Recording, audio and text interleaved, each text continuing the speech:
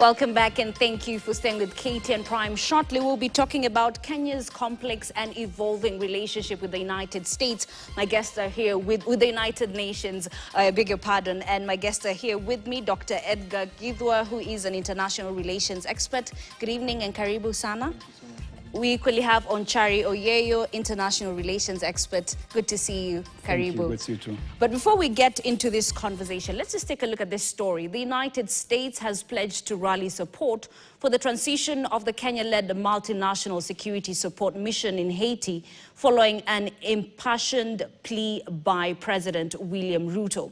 United States Deputy Secretary of State Christopher Landau said that the U.S. and Panama had worked with Haiti to introduce a UN Security Council resolution to establish a larger gang suppression force with a broader mandate and a UN support office for Haiti. The U.S. official spoke after meeting with President Ruto and other leaders on the sidelines of the ongoing United Nations General Assembly in New York, United States. This is a matter of our humanity, and it is true that there are conflicts in other parts of the world, but we, I believe, are facing a level of Haiti fatigue that we have to break, and I hope that this meeting this morning will go a long way towards breaking that. The mandate must be clear. Number one, we must be very clear on the mandate of what it is supposed to achieve. Number two, we must have a predictable resource package. It cannot be what Kenya has gone through, a game of guesswork. You know, voluntary, depending on people's goodwill. The mission currently lacks the mandate and the resources necessary to address the mounting scale of the challenge. That is why the United States and Panama have worked with Haiti to introduce a UN Security Council resolution to establish a larger gang suppression force with a broader mandate and a UN support office for Haiti.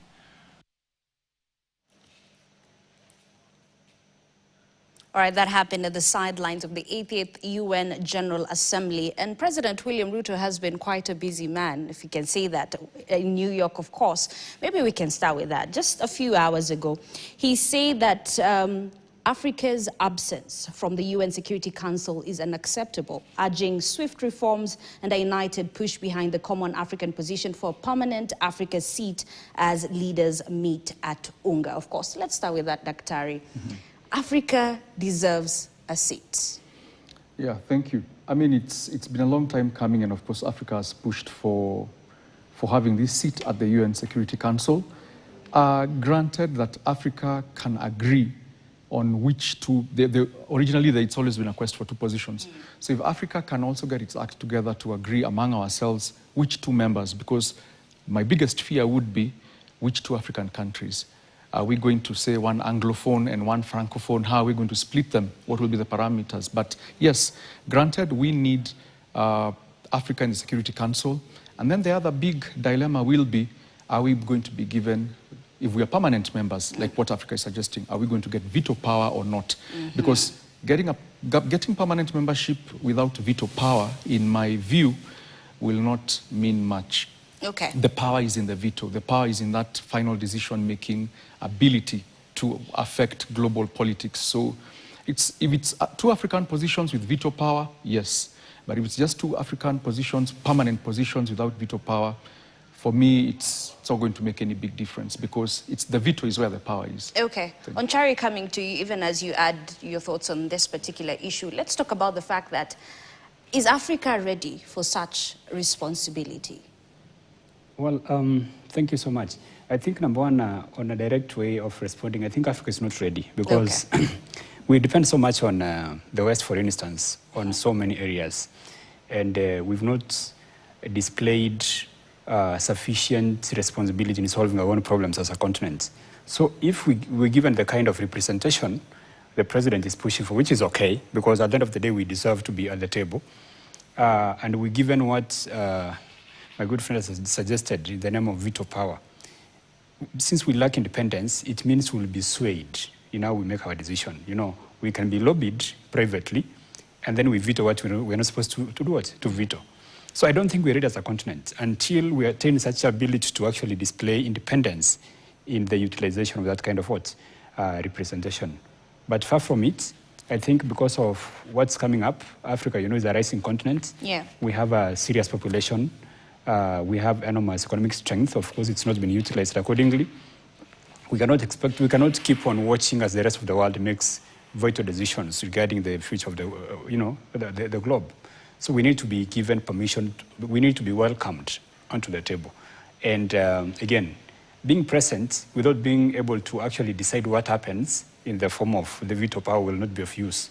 So that one has also to be a consideration. It has to be a factor. So if they're going to be welcomed, then it has to come with that kind of veto power. But then the continent has to re-strategize, reorganize, revive itself, and attain the required independence so that even as we sit at the table, if we decide we're going to veto a particular issue, it's independently arrived at by the leaders of the continent.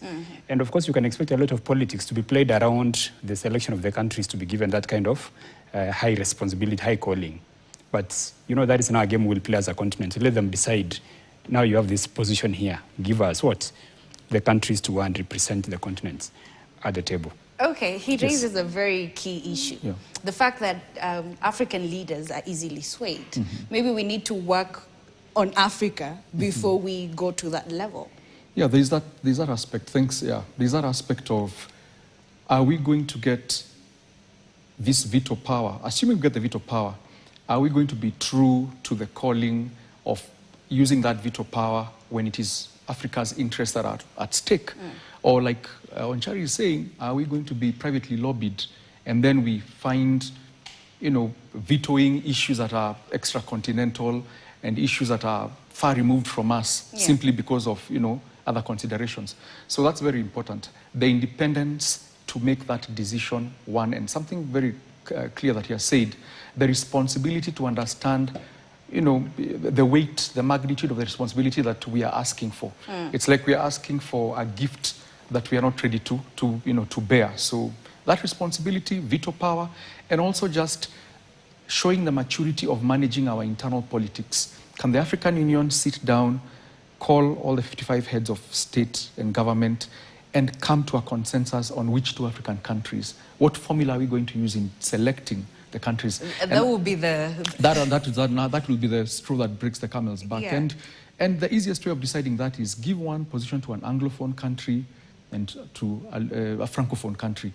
But of course, the Lusophones are also going to complain. But so that is the easiest way of trying to decide it. And then now the internal squabbling and the lobbying about who gets to sit because of what considerations. Yeah, there'll be a lot of politics around deciding which two countries. All right, just for the sake of our viewers, let's break it down. I understand there is the permanent five, which is the likes of China, United States. So if we do get then 2 permanent seats, we are joining that. Yeah. But then, as you've said, how do we agree? Because this is going to be permanent. Are we going to be able to rotate? Because there are also other seats that are rotational. Exactly. So, I mean, yeah, easily how I would have put it, I would have wanted Africa to go for these positions in a progressive manner. Progressive in the sense that, let's say, in an interim, the first 20 years, let Africa ask for permanent rotational seats. That's how I would have put it. So that we say, every 3 years, the same way we get the other rotational seats, we first test and see Africa's mettle and decision-making so that we weigh ourselves and we grow accustomed to the heat that comes with bearing that responsibility. So for the first 20 years, in my view, let's get, you know, a semi-permanent but rotational, such that, you know, we field various countries, feel sitting there. And then at the end of 20 years, we probably now, as Africa Union, sit down and say, based on performance of the countries that have been there, these are the 2 we decide will be our permanent representatives. I mean, something like to have worked. Asking for direct permanent seats from the word go, I felt was a bit too ambitious, and it was going to be open to a lot of extra-continental politics. Okay. Yeah. Moving on, something else that is likely going to be talked about in this particular summit is the shift that we've been seeing. UK, Canada, and Australia have shown an increasing willingness to recognize the Palestinian state. First of all, Let's start with that. Your first reaction to it. I think that is okay. The Israeli-Palestine conflict has been going on for a very long time. Yeah. And I think the lack of what we call pragmatic positioning by some of these countries has actually made it worse over time. Every single time, you know, there's blackmail, there's intimidation, there are threats, you know, and some countries feel like if they recognize Palestine, they'll be branded, you know, anti-Semite or something like that. So in order to control the rogue leadership of the Israelites, the Jews, because if you go to Israel, you'll actually realize that a lot of Jews want the Palestinians to have their own state. They do want that. And everyone wants a free Palestine, a state that is recognized, and a secure and safe Israel. They want that. So the two-state solution is something that has been supported even by so many American presidents. So we need to have these countries doing this, like the French have said they're going to do that. I think the Britons have done that. So that the leadership of the the Jews, can recognize the positioning of, you know, the globe. Then they stop what they're trying to do and make sure they support a free, independent Palestine state. And then from there going forward, we can see what the problem is. You know, until they actually accept that there's going to be a free Palestine, the problem will continue. And the problem is this. The Americans have the lever. If they don't, for example, say this is what we're going to do, the rest of the countries that have taken position will not matter much. So I think the pressure has to be directed at the Americans, because obviously if the Americans don't give in, the Israelis will continue harassing the Palestinians like we're seeing now. And so many questions have been asked as to why, for example, Netanyahu is not supporting something that has been supported by previous Israeli prime ministers. So the pressure is good. The positioning that has been taken by, for example, Canada, Britain, and I think the French are planning to do that as well, is very important. We need to do that so that pressure increases. And I think at some point, one of the reasons why I think the Middle East is always in chaos is the Palestine-Israel conflict. If that is settled, then I think the Middle East will realize some peace, because the Iranians get involved mostly because the Israelis harass the Palestinians. And all these groups in Yemen, talk about Lebanon, always boil out because of the perceived or possibly real mistreatment of the Palestinians. So if this is settled, the Middle East will eventually, most likely, you know, realize what? A peace. So this is very, very important. Yeah, but it's easier said than done. Yeah, easier said than done. And I have a totally different view from this. I think what the UK, Australia, and Canada have done, to an extent, yes, they have done it, but I have a different view of why they have done it. They have not done it out of honesty. They have done it because of domestic pressure. Their own populations, they have significant populations within their countries that are pro-Palestinian. And, you know, that domestic pressure is putting, it's a token they have thrown. For me, I do not think they're very sincere. Two, I have a problem with, you know, they have weaponized recognition in my view. They have weaponized recognition by kind of trying to blackmail Israel to act in a particular way, and they'll get the opposite reaction. When you threaten Israel with recognition of Palestine, you radicalize Israel to take a hard stance.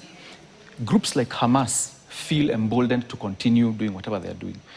For me, I feel the first step towards the Israel-Palestinian question is dealing with Hamas, the security threat that they pose to Israel. If there was no Hamas, for example, my hypothesis, if there was no Hamas and Israel was continuing to pursuing a military agenda in Gaza or West Bank, then we would have questions. But for me, I have a different way of looking at it. I say, if you deal with the Hamas issue, which many people don't like talking about, because not all Palestinians support Hamas. So for me, I look at it, we first deal with Hamas, get Hamas out of the way, because the PLO had a working relationship with Israel for the longest time. They had a working solution. That's when they did the Oslo Accords, and they came to some form of trying to start negotiating. Enter Hamas and their violence and their radical views. And at the heart of Hamas doctrine, because I've read their charter, they say, one of their articles says, the destruction of the state of Israel. So when you have a group that has come out openly and said, this is our ideology, this is our manifesto, the Israelis are not going to sit pretty. So for me, I feel what Canada Britain and Australia have done is simply radicalize and harden positions. They will make Hamas feel like we are justified in what we are doing, and the Israelis will feel more threatened. But if there's going to be a state of Palestine with Hamas inside there, we are still not safe. Okay. So they're prolonging the conflict, in my view. Okay. Onchari, you want to rebuttal or we move on? No, at the end of the day, something has to be done. It has to be sorted. And, the conflict has been around for a very long time, and we have the history of how it's been, going on. And at some point, you remember what happened with the Rabin at some point, together with the Palestinian leadership. They were willing to, to come to a two-state solution. It almost happened, of course, and Rabin was assassinated. And when Britain, Australia, Canada come together and say we're going to recognize Palestine, it's not necessarily about, okay, it might lead to the emboldenment of the Hamas militia, as it's been, classified, and obviously the radicalization of what? Israel. But what you need to remember is this. Hamas has been subjected to an election and voted for overwhelmingly by what? The population. So if the PLO is the legitimate power center in Palestine, then it means there's a problem, because every single time when there's an election there, it's the Hamas group which gets voted in. So you have to listen to the will of the people. So what needs to happen when Britain, Australia, Canada, and, for example, the French decide to come out and say we need to talk about a two-state solution, the message is to the two states, potential states. Of course, we have Israel here, and the possible Palestine state. You guys have to accept the existence of Israel, number one, and then Israel has also to accept the formation of an independent and a free Palestine. So going forward, that becomes the basis for any kind of engagement between the two forces and obviously the other mediators who can come in. So we will have, of course, spurious reactions, but that is the basis on which now these guys can sit down and have a discussion. Okay. Yeah. Are you likely to see that Kenya will be caught up in all this by any chance? Because that's what Kenyans are wondering. I mean, yes, if it goes through the two-state solution, it has a problem with Israel and United States. So how do you find a middle ground as a country? Yeah, thanks. That's a very good question. So first things first, all nations act in their own interests, whatever those interests may be. And trust me, in the pursuit of your interests, whatever decision you take, we say in international relations, you're a rational actor. You should have done the cost-benefit analysis. So there will always be pros and cons. So in the issue of the in the issue of the two-state solution, or in the issue of the Israel-Palestinian issue, Kenya should adopt a position that, number one, is agreed on at the UN General Assembly. Number one, listen to both sides, but also remember we have very strong ties with Israel, all right? So this new state that is coming up, the Palestinian state, and I keep telling people, you cannot make new friends at the expense of your old friends. So you are a delicate balancing act. So I think for Kenya Kenya's position should be one of pursuing peace. Of course, we want peace in the Middle East, but be very careful before making any rash pronouncements until we weigh all issues.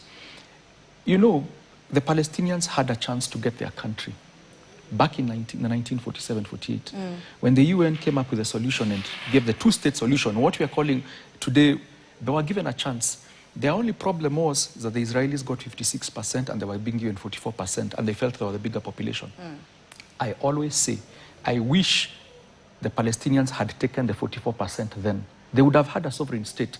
And then maybe they would have now started negotiating with Israel about the boundaries and the borders, but they would have been a state. The Arabs, they got angry and they walked away. Now you see where we are today.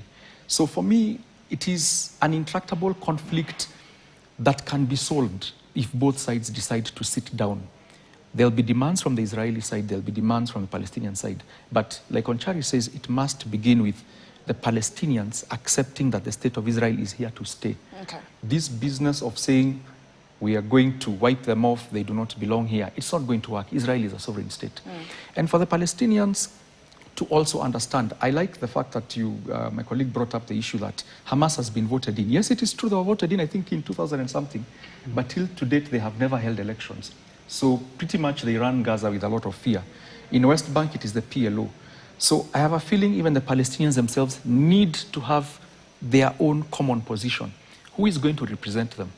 The more gentle PLO or this radical militant Hamas? Because for me, so long as Hamas is putting their foot forward on behalf of the Palestinians, they will have a problem with Israel. Okay. Israel will not allow Hamas to exist as it does. Even if the Israelis wanted a Palestinian state, not with the existence of Hamas. So for me, it comes back to my analysis of Hamas, for me, is the tipping point. All right. If there was no Hamas and Israel now did not accept peace, then we would ask questions. But for me, Hamas is a big problem. All right, let's talk about the UNGA. And the theme this year is rebuilding trust and reigniting global solidarity. Resonant today, considering what we are experiencing in the world. From a foreign policy perspective on Chari, where do you see the greatest challenges for Kenya in bridging that gap between global south and global north? Kenya as a nation, you know, of course, we're going through a very difficult time. Yeah. That is a climate we've had for the last 3-4 years, I think, from the time of COVID, 5 years now. And, but we're doing very well, I'd say. Given the kind of leadership we elected in 2022, of course, it was underwhelming. What we have now is underwhelming. Some may beg to differ. Obviously, that is okay. And you know, that is now the essence of democracy. I take a position, you take yours, and we coexist. So, but the nation is resilient. Kenyans are hardworking lots.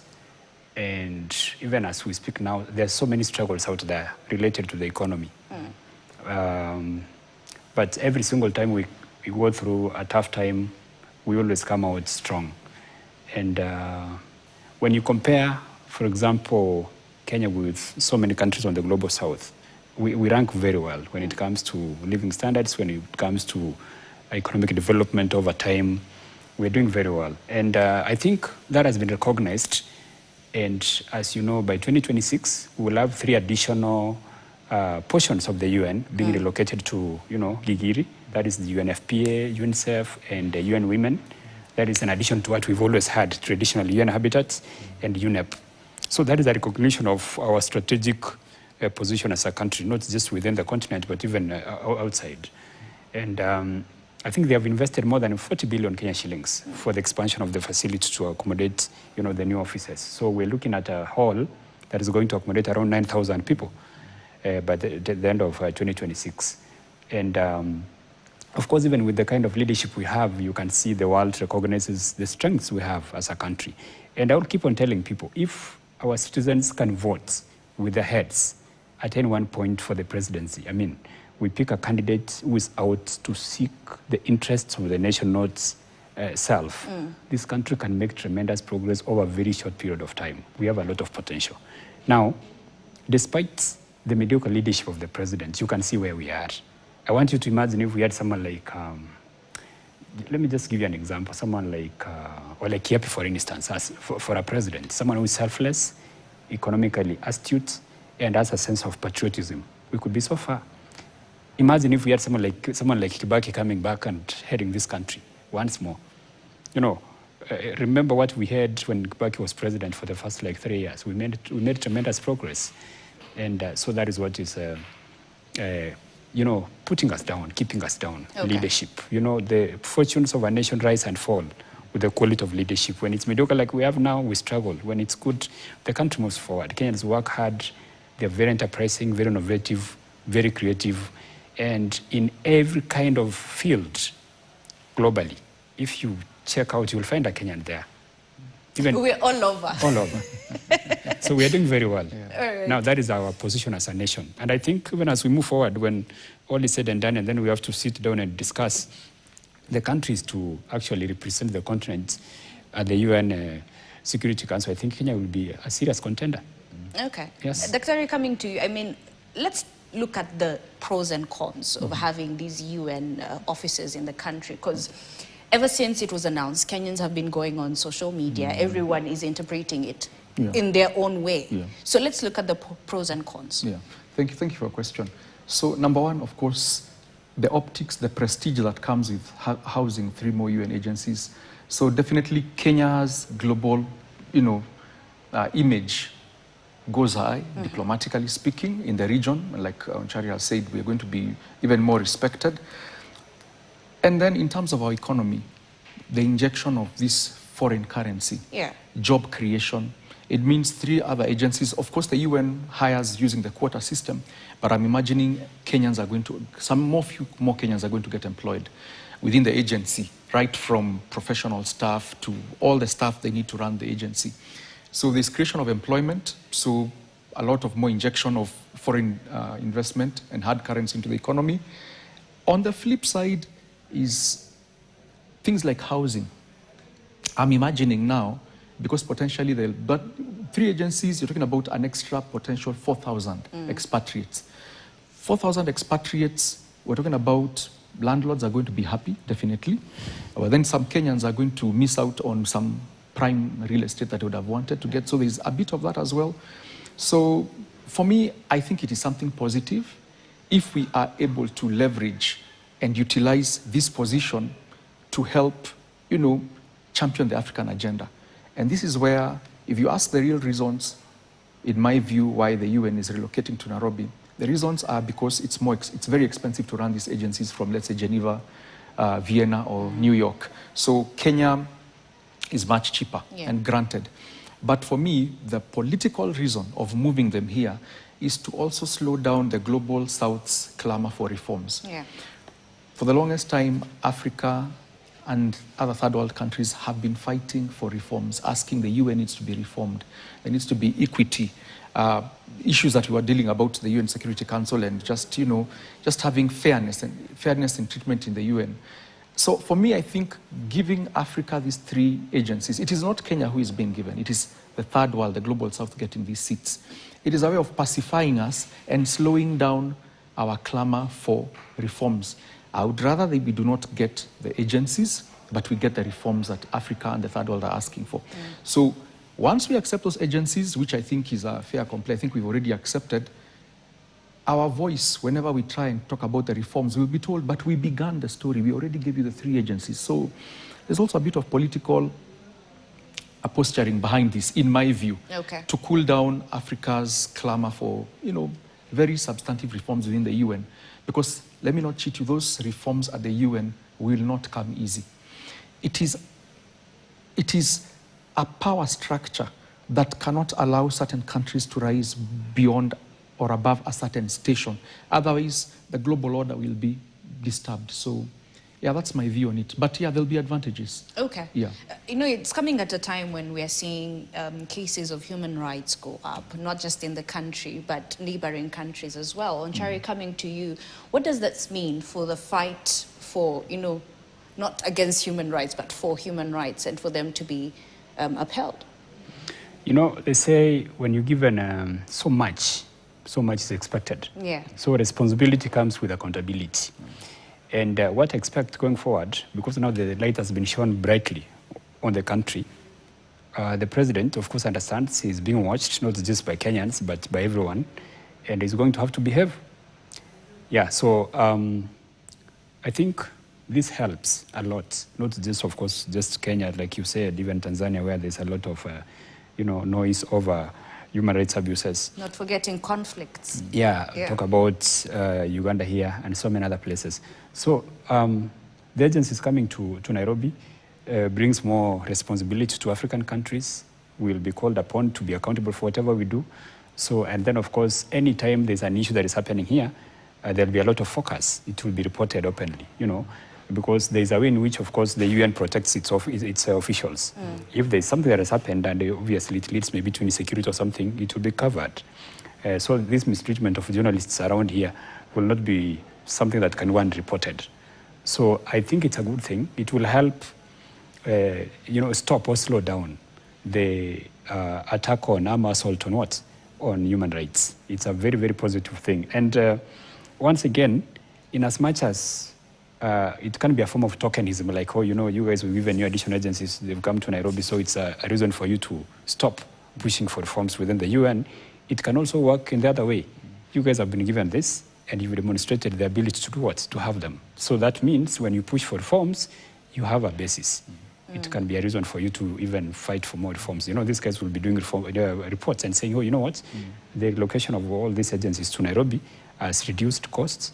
We're working very well, So it means the Global South should be considered in a representation within the UN system. So it can also work the other way. Really? Yes. Okay. Very possible.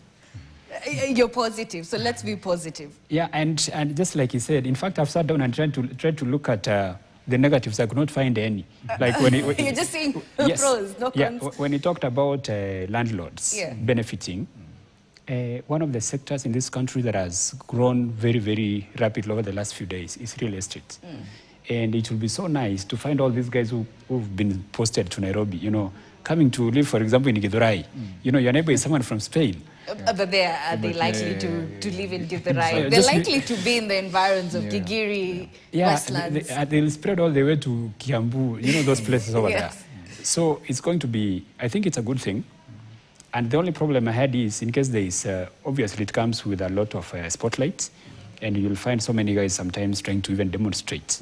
That can be the only reason why maybe there is some kind of disorder once in a while. But I think on the larger side, up to like 90%, it's all, you know, positive. It's a good thing. And then we are so lucky that it's coming to Nairobi, because they would have well taken them to Nigeria or some other place. Yeah. But again, it's not something to be, it was expected because there is some kind of, let me call it a backbone in Kenya, because the UNEP and the UN Habitat have been around. So it's the only place that is what? Established in terms of UN structures to accommodate the additional agencies. So it's good. Okay. And just let me add something. Sure. The push for the transfer did not begin yesterday. It's not something the current administration should not take credit for. Okay. Actually, I think pushing for these agencies to be brought to Nairobi began when Musyoka was a vice president. Yeah, so the president should not take credit for this. We need to be telling Kenyans it's not Ruto's work. Yeah. Okay. I just had to clarify that. Dr. There's something that he said, accountability. And this is a word that, let's say, we've been using for the last few years or so. Leaders need to be accountable. From what we've seen in the recent past, what Kenya has been through since the Gen Z protests, are we ready to be accountable? So accountability, many people will have different definitions of accountability. But if accountability means owning up and saying, this is not working, or I have made these mistakes, and I take full responsibility, we have not seen a lot of that. There is a lot of back and forth, of course, out there on who is to blame and what's not working. But for me, I am looking forward to a better Kenya where we will, I like the word he used, democratic space means agree to disagree. I think our African democracy and Kenyan democracy needs to mature to the level of people agree to have different opinions without really feeling spited or feeling insecure or feeling like someone is going against you. Allow people to hold different opinions, because it is in that diversity of opinion that you actually are able to pick up even very good ideas. You're like, that is my opponent. I may not agree fully with what they have said, but on this one, the political formation, but they have ideas that could work. So what can we borrow? And then also for everybody else, sitting and being honest to say, granted, maybe the president or this administration has not done well on all this, but in all honesty, have they done something right? And calling a spade, okay? Giving the devil their due, saying, on this one they have tried, on this one they have tried, this one they have failed. So I think what is happening in Kenya, the toxic political space environment we're living in Kenya is because it's like people have refused to even acknowledge what good has been done, all right? So leaders, both in the opposition and in government, don't want to be accountable, don't want to own up when they mess up. Because it's not just the government that's messing, even the opposition, politicians, in their own little way, there are places they mess. It's only that the spotlight is not so heavy on their sides. So a maturity of agreeing that differences of opinions don't mean we are enemies. And two, whichever side has a good idea, can the other side borrow from it unashamedly, saying, you people have a nice idea, we will copyright it, we will steal it, we'll plagiarize it because it is working and it looks like it's better. So this unhealthy competition of saying because this is government-driven, it is not good, this is opposition-driven, it cannot be good, I think that's where we are failing as Kenyans. Okay. So we need to get to a place where we mature and we agree. Can we learn from each other? Yes, you're in government, these are the places you're failing, and when we correct you, take it in good stride. And as for you, the opposition, this is where you're failing, And if you're corrected, take it in good stride. If we are able to mature to that level. Okay, I'm curious though, yeah. Daktari, sorry to cut you short. Yeah. And forgive me because I will digress just for a moment. Yeah. Because you said give them their dues. Yeah, yeah. So 3 years into this administration, what do you think is working? What do I think is working? You want me to name something that is working? Please. Let me put it this way. The state of state security already, okay? Granted, there could be pockets of, let's say the Pokot bandits, that area, which the current deputy president, when he was Minister of Interior, really tried to do something about. Security for me is a big issue, is a big deal. Because without security, nothing else works. So I feel the government has really tried on matter security, state security, okay? It's just that the other day, the Jubaland forces crossed over and there was no clear government directive on what's going on. So people are left wondering a bit. But I think state security for me has worked as one thing that I can really point to, okay? Yeah, that's one thing I can point to. All right, Onchari, you're smiling, so you should have a number. No, I'm just wondering why you're subjecting my colleague into the business of looking for a needle in a haystack. It's not easy. Yeah. So, and you know, I voted for William. Yeah. I don't want to say that. I don't want to be ashamed of saying that. I voted for him, and I was very proud because I've observed him. I've analyzed him as a person. He's very quick. He's very alert. He doesn't take alcohol. He's someone who can work all the way up to, like, let's say, past midnight. So I expected a lot from him. And unfortunately, when he began now running the nation as president, he has given us a list of stuff that you wonder where he picked them from. He tried to reform campus, university funding. It failed. You remember the Adani Airport nonsense. It was a sham and a shame. Shah is not shining, you know. They got some free fertilizer from Russia. They sold it to farmers, okay? You know what's going on now? Duale is telling us they sent money to hospitals that do not exist. Now he tells Kenyans, I'm going to close them. He wants us to believe he's going to close what does not exist. You see that? So you can work very hard to find even a single thing that is working, and it's not. When you talk about state security, the security of Kenyans has been a problem ever since our kids began demonstrating. How many have gone missing? Why do you think we have a panel of guys trying to find out the amount of money to be sent to families because their loved ones are not yet accounted for? So there's no way we can say the nation is secure when we're trying to discuss the amount of money we're going to use to compensate kids who were killed by the very, very administration that was supposed to protect them. And if you talk about, for example, attack from outside, that has been done by our partners. For example, the US is very much present in Somalia. They're very much, you know, present in so many other places, taking care of security on their own because they discovered if they partner with us a lot, they cannot bank on us. So I don't want us to take responsibility or credit, for what we've not done. Okay, so the president has some time left. I don't want to sit here and say it's going to be one term, although it looks like it might be. He has some time left to redeem his image. It might not turn the tide, but it can, of course, be good for Kenyans. So far, as of now, nothing is working. This country is in a very, very bad state. And the original sin the president committed was the composition of a mediocre government. When you compare where Kibaki began and where Ruto began, he should have actually performed better. But Kibaki made a very, very wonderful move, which I expected William to copy when he said, I'm going to be another Kibaki.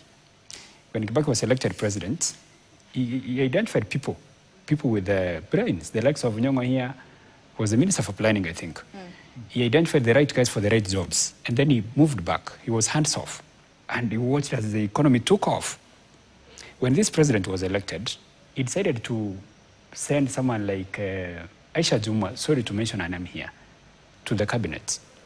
When she was being vetted, she said, I proudly scored a D-, and I want to encourage the kids who got D- out there to be hopeful. That is okay, but you cannot be a policy head in a ministry when you had a D-. My colleagues in high school, look, who scored in my high school, I think no kids scored a D-. They could not even write their names properly, okay? So that original cabinet was a mistake the president made. And you know, he has advisors who don't tell him that. That is why this country is collapsing. As we speak now, Kenyans are suffering. There's no money. in circulation. Businesses, every single day you look at newspapers, it's pages and pages of people being auctioned. There is a lot of noise, people are crying all over. So, and the president has to be told, he's outside the country now, but I don't think he gets these reports. So we are not in a good state. We are not at a good place. The problem is this. When you look at the opposition, you find it's peopled with politicians who've been part of the system from the time we were born. So there's nothing new. So possibly the replacement for William will be Musyoka. Musyoka, I think by the time I was born, Musyoka was still was in cabinet. Was maybe a cabinet minister or something like that. So there's nothing new. Okay, as so we can only Terry hope. said, mature democracy. That's where we need to get to, right? Yeah, so it's unfortunate. This is what we have, but the government has not performed. That is, fortunately, Daktari, like 80% of Kenyans agree with me, including supporters of the president. So it's unfortunate, but that is where we are. All right. Yeah. Okay, coming back to the conversation we were having on UN relations. Of course, just before we started this conversation, we were listening to a clip of President William Ruto just talking about the UN peacekeeping mission.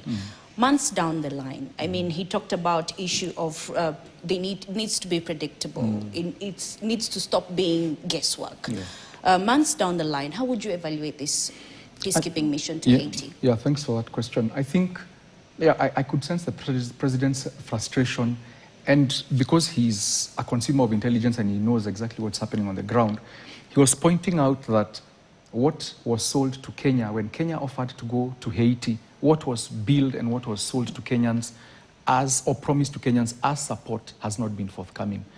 I heard him candidly mention things to do with even the APCs, armored personnel carriers that Kenya soldiers have been using, second-hand vehicles. Some have broken down and led to the loss of Kenyan lives. So he was simply saying it needs to be predictable. Predictability means if you promise you're going to send us money for support for this, can it come, don't turn Kenyans into beggars in this. And remember, Kenya has over 700 soldiers right there. So don't make Kenyans beggars out there in Haiti. If you're promising us support, tell us. And I think that's why there's this push to convert it into now to have a bigger force on the ground, a UN-led force, as opposed to relying on soldiers like from Kenya. I was dismayed when he gave the breakdown of who has contributed what. There's a country that's contributed 3 soldiers, another one, I think Canada 1, Kenya's over 700. And he was saying there's no logistical support, a lot has not been done. So he painted a grim picture of showing Kenya is there. It's like Kenya, we are holding fort because we are gentlemen. All right? Our word is our bond. But if it was left up to Kenya to decide based on what has played out, he probably would have pulled out Kenya from the mission. So the mission has its successes in what the soldiers have done, but it could have been much better if other countries that had pledged money and pledged soldiers, because originally it was supposed to be 2,500 soldiers, but now so far they are going maybe 800-900 coming to 1,000. So I could sense his frustration, and the rallying call that he gave is that if the world is really serious about dealing with this problem, let people just act it. Yeah, there are some things you don't play politics with. Human life, you don't play politics with human lives, and I listened to his frustration coming out, hoping that the message was well received, because again, the reaction by the U.S. Deputy Secretary of State, I think, in promising that the U.S. and Panama are going to do something about it. Let's wait and see. But the money needs to be forthcoming, the equipment. You remember when Kenyan soldiers went to Haiti? If you watched when they were disembarking from the flight and very energetic and very enthusiastic about their mission, I was dismayed they disembarked with AK-47s. They had been promised better guns, all right?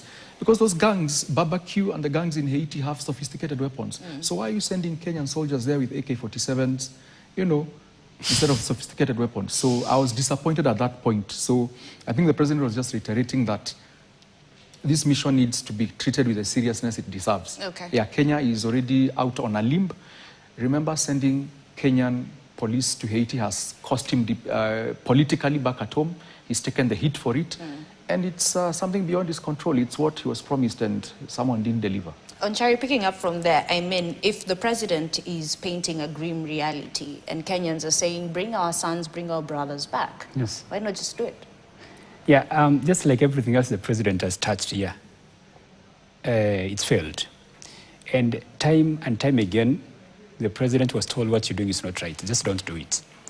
And just like you said earlier, nation states or states are assumed to be rational actors. You don't just jump into something without thinking what you're going to get out of it. So Kenyans expected the president to do some calculation and say, as we go here, there will be something for our country.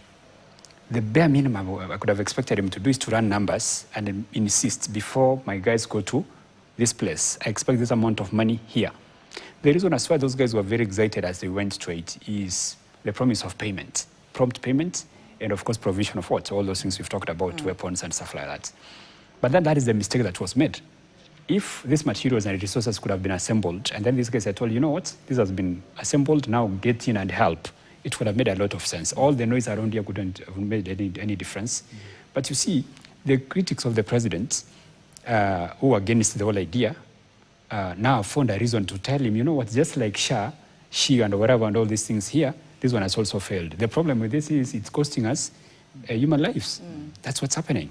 And if I were the president, I couldn't go begging and making a lot of noise here because he's the one who pushed it, like he has pushed everything else, and then he backtracks.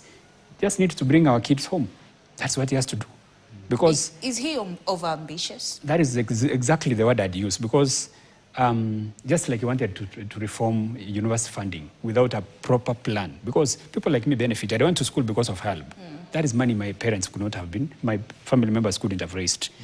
So if you want to replace this, you have to sit down, because I'm very sure he studied where I studied, University of Nairobi. I'm sure he benefited from help.